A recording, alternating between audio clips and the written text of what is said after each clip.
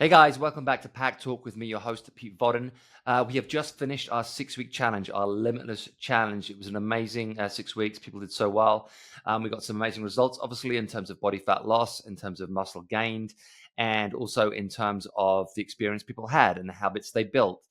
So what I wanted to do for this podcast, I basically asked a bunch of coaches, and obviously me and Emylee had a lot of experience as well, of the things we came up against. Like what were the 10 big takeaways that we got from the challenge in terms of like what our clients were facing, what were the obstacles, what were the successes, how did they build the habits?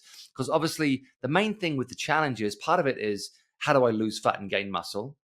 And the other part is just how do I do the fitness? Like, how do I do fitness long term, make it successful, make it rewarding, make it enjoyable, and make it something that's going to just become part of my life? So that's a big takeaway from the challenge. And everyone's coming into it from a different place. Some have been doing fitness forever and they want to take it up a level. Some are just getting into fitness and they want to find out how to do it. So we have different levels of different clients at different levels, and then different needs, different wants. Some people want to. Some people's whole thing was, I want to get to a certain body fat percentage. Some people's thing was, I just want to build a routine that I can sustain.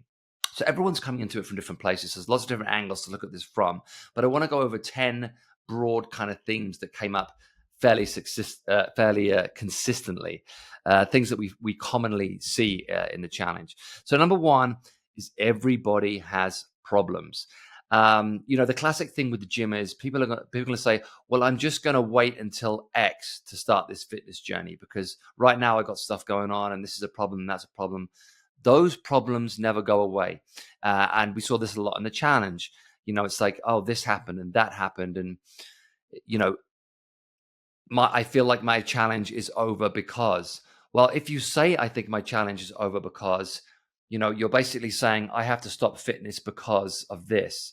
And if you do that, it will constantly derail you.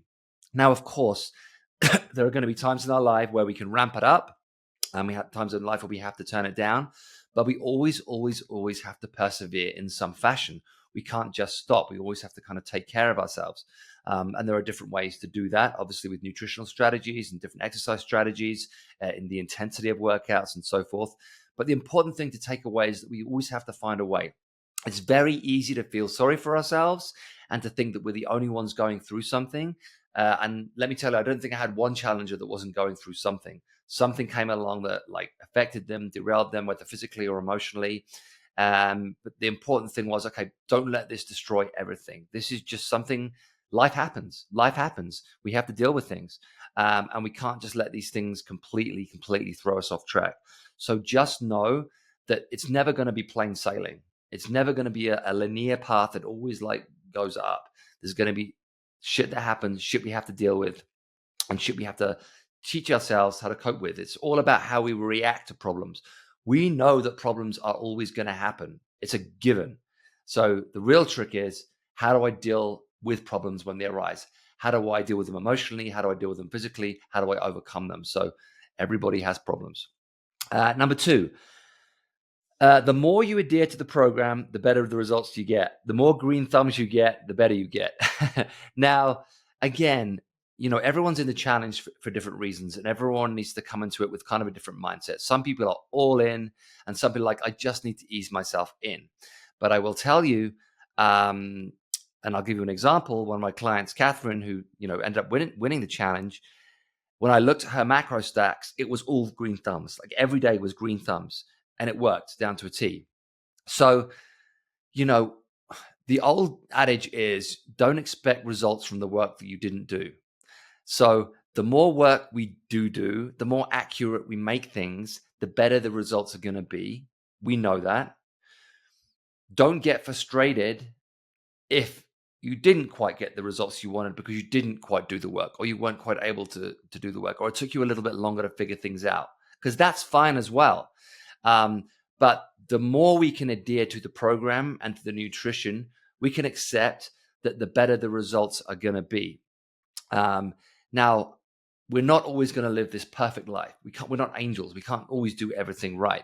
But we just do know that when we can make things line up, we are going to have more success.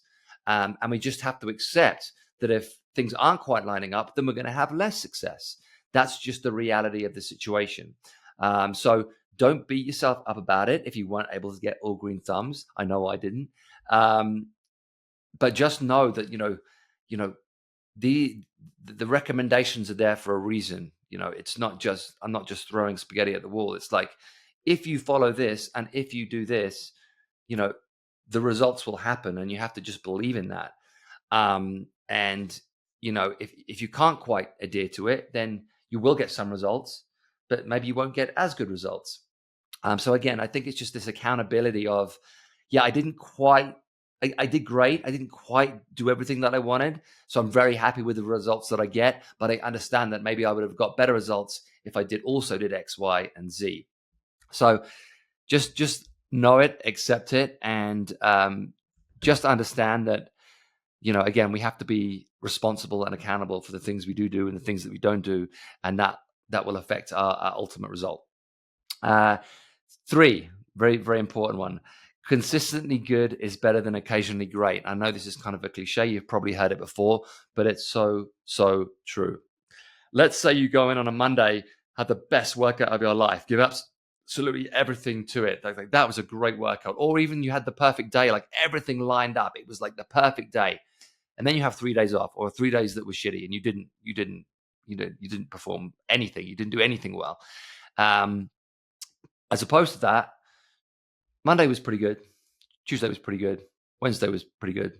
Thursday was pretty good. Nothing was like incredible, but everything was pretty good. Those pretty goods are going to mean a lot more than that one great. So being consistently good, which most of us are capable of, we all have our golden hour. We all have our golden moment where we're like, that was the day that everything made sense. That was the day where everything lined up and I did everything great. That may happen, but it's rare. It's better to just aim for consistently good than occasionally great. And I think that's something we can all kind of shoot for. Number 4, most people are under-reading for their goals. And I know I've touched on this before in podcasts. And a lot of people, when they come into a challenge and they're thinking about losing weight, they're thinking about, I want to see a lower number on the scale, their brain automatically goes to less calories. Now, this is true of some people, of course. Some people are overeating. Some people are eating too much sugar. Some people are eating too many snacks. Some people are eating too much junk food. And we do need to cut the calories. And that is also true. But many people are under-reading for their goals. I see it time and time again. They're very active. They're performing 1, maybe 2 sessions a day. And at the same time, their calories are super low and their carbohydrates are super low. So their body is then holding on to the fat and eating the muscle because it does not have the energy sources that it needs to do what you're asking it to do at a good level. Now, again, I had a client out of the gate. I was like, you're not eating enough. Like your calories are too low, your carbohydrates are too low, your protein's too low, everything's too low. We've got to take it up. We took it up immediately, gained muscle, lost fat. Base metabolic rate went up, felt better, looked better, had more energy. Great. Everything's perfect. Week 1, week 2, week 3, great.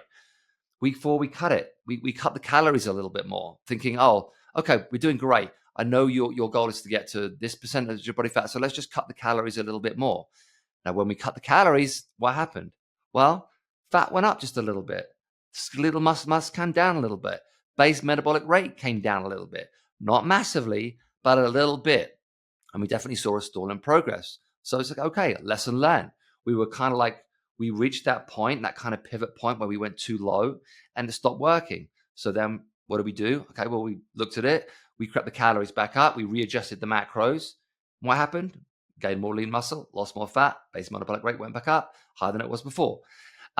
So it was a job of tweaking it to make sure that we are giving our body what it needs to thrive and what it needs to build lean muscle tissue, therefore increasing our base metabolic rate and therefore losing body fat.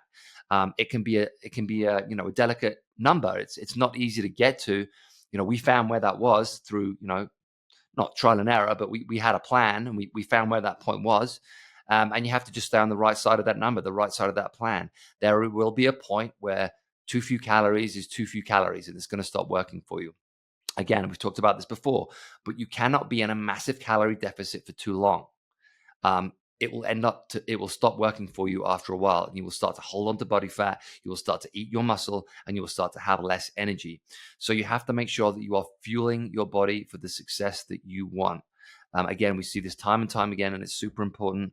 I find, especially with women who have been told their whole lives to be smaller, to be thinner, that this is the expectation. The number on the scale is what matters, and it is a misconception. So moving forward, just make sure, all our members are welcome to scan. Just know what your base metabolic rate is, know how many calories you should be eating, and move forward with a plan. Do not starve yourself.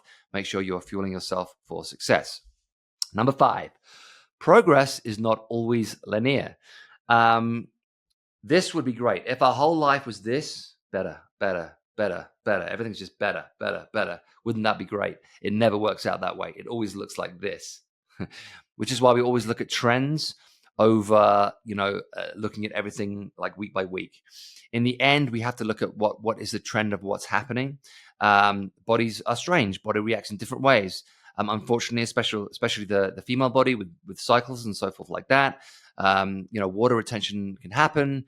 Fluctuations in body weight will happen. Fluctuations in mood will happen. Energy levels fluctuate. All these things. So don't look at everything as a snapshot. We have to look at the broader picture. This is what I always tell everybody about everything. You always have to look at the broader picture of what's happening rather than looking at specific things on specific days all the time, because life is not linear like that. So expect to go up, expect to come down, expect to have good days, good weeks, bad weeks.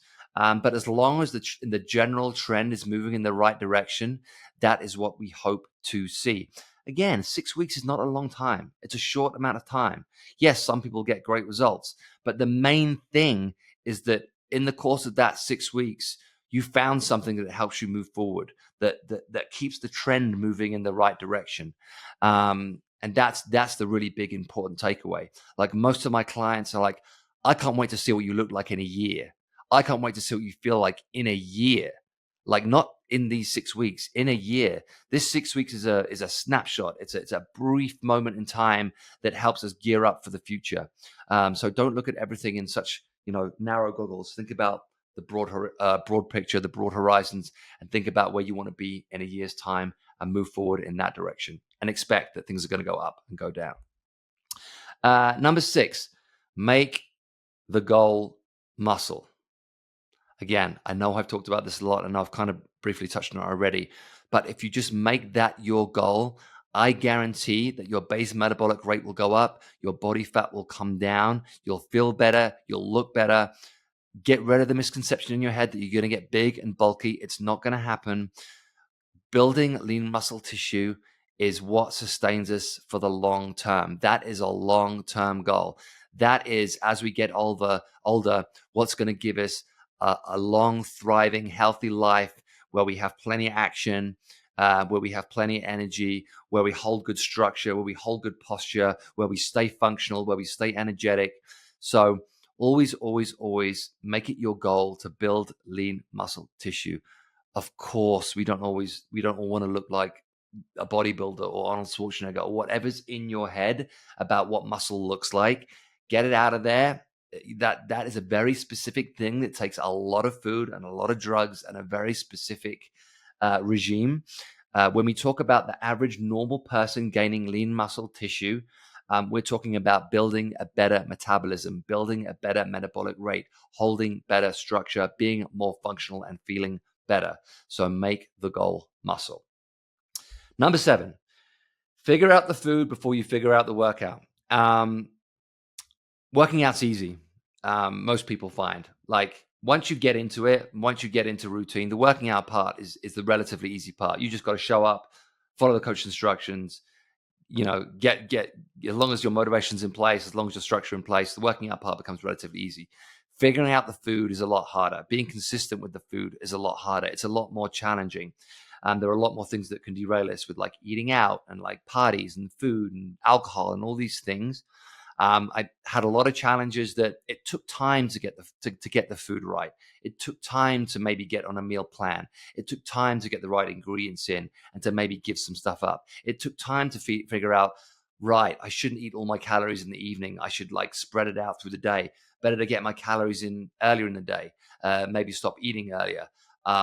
Figuring out a structure around food and what you have in the house and how your meals should be planned out for the day is ultimately going to be more important than figuring out the working out, because the working out part becomes relatively easy once you become a member of Pharos Athletic Club and you love the club and love the gym and love all the coaches. But the eating part is always more challenging. So figure out the food before you figure out the workout.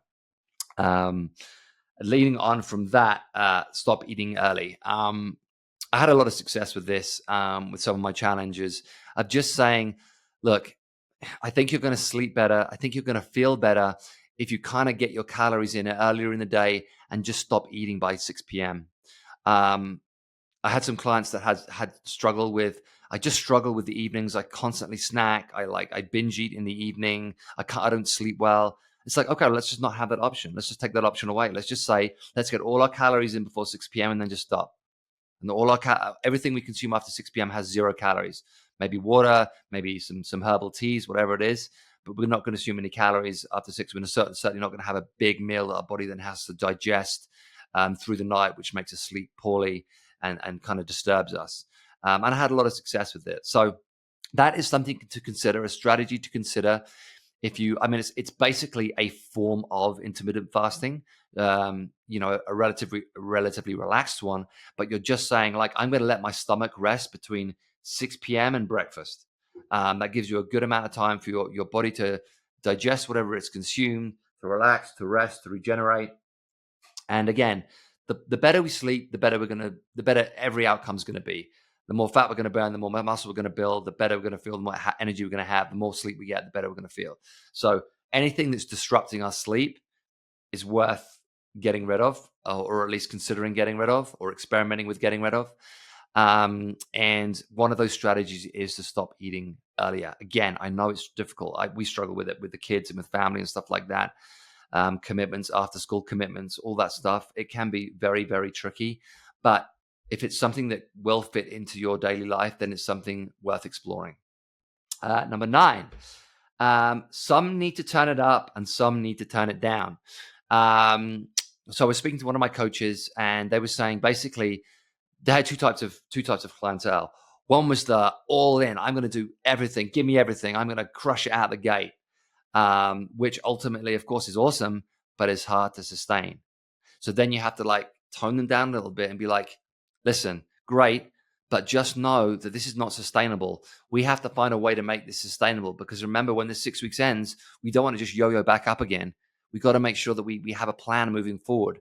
So if we are gonna turn up to level 12, know that that's not sustainable. So we're going to have to find a way to turn it down to an 8 or a 9 to make it consistent. The flip side of that is some people like come in at a level 3 and need to build up to a level 8. And that's the other end of the scale. It's like, they're kind of like slow out of the gate, and it takes a little bit of time to figure things out. And then maybe week 3 or week 4, it's kind of finally clicks. And it's been a bit of a slow kind of progress, which is fine, because again, as long as by the end of the 6 weeks, it's like, okay, I get it. Like, I got a plan now. I know where I'm going for here. So person 1 needs to find a way to turn the dial down a little bit to make it consistent. Person number 2 needs to find a way to turn the dial up a little bit to make it consistent. So we're all different. We all need to we all have our different volume knobs that we need to tinker with.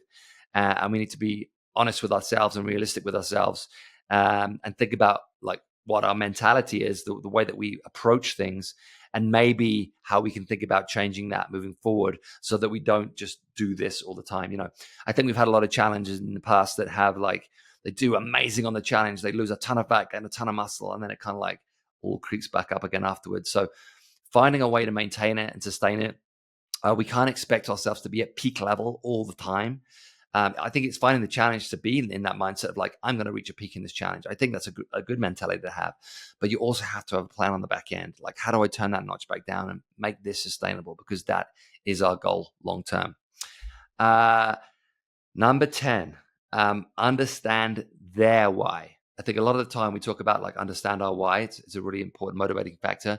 But as a coach, understanding their why is really important. Like, what makes this person tick, or what has happened to this person that makes them think this way? What can we do to help that? How can we readdress these things? How can we frame things? How can we tell themselves to tell a different story about themselves, that we have more success in the future?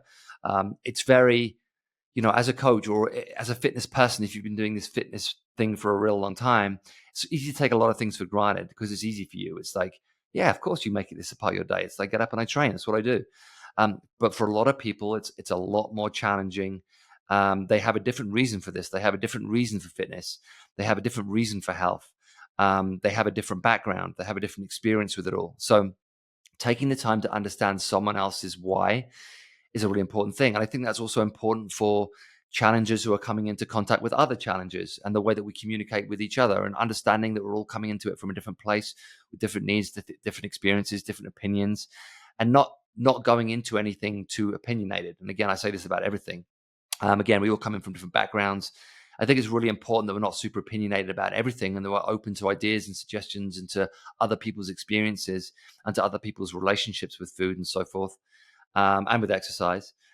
So just take that time to take a moment and be like, okay, what is this person's story? What is this person's experience? And how can I help them move the narrative forward and help tell themselves a different story? All right, guys, that is my top 10 things. Top 10 things we learned from this challenge. A few challenges out there. I hope you had a great experience. Obviously, we want this to be a progression for you. We want you to keep moving forward from here. We want you to help you to do that. As you know, as a Limitless member, you get that body check-in every month. So make sure that you're doing that and checking in with your coach and just saying, like, keeping on track with it. Again, you might feel you're taking a little back step now, and you're going to ease off just a little bit the gas, but just don't ease off too much, because like I said, you don't want to go up and down and up and down and up and down. You want this to be consistent. You want to stay within 10% of your goals, in 10% of your goal body fat, and 10% of your goal weight or lean muscle tissue, whatever it is. Stay within closing distance. Don't let it get too far away from you that you get to the next challenge. It's like, oh, I got to start all over again. Again, that's something we see all the time. And I always think about, like, the boxers over the years that have stood the test of time. They've always been close to their fighting weight. They've always been close to their performance level. They've never let them fall off the wagon too much. They can sustain it for a while, but over time it starts to take its toll and tell a story, because it's just extremes of up and down and up and down and up and down. So, don't rely on those extremes. Rely on consistency, and an 80-20 kind of mentality of, like, I'm good 80% of the time, and I use off 20% of the time, whatever it is, rather than extremes of all in, all out, all the time, because it will cause problems down the line. So check in every month. Make sure you're kind of within range. Keep in touch with your coaches. Keep in touch with me. Keep in touch with Emylee. We are here to help. And if you have any questions, don't hesitate to reach out. We are here for you. That's the job of Pharos Athletic Club. As you guys know, as I always say, your progress is our purpose. So use us. We're here for you. All right, guys, that's it for today. Thanks for listening in. I'll see you on the next podcast. Come check us out. Echo Park, Redondo Beach, Idlewild, and of course our new incredible facility in Palm Springs. It's now open. It's rocking. It's rolling, and we'd love to see you there. Head to the website, join the PAC.fit for all your info and all the deals available. Follow us on Instagram at Pharos Athletic Club. You can follow me at Pieter Vodden. You can follow Emylee at Emylee Vodden. And you can catch us there. So we'd love to hear from you. Until next time, guys, take care. I'll see you in the gym.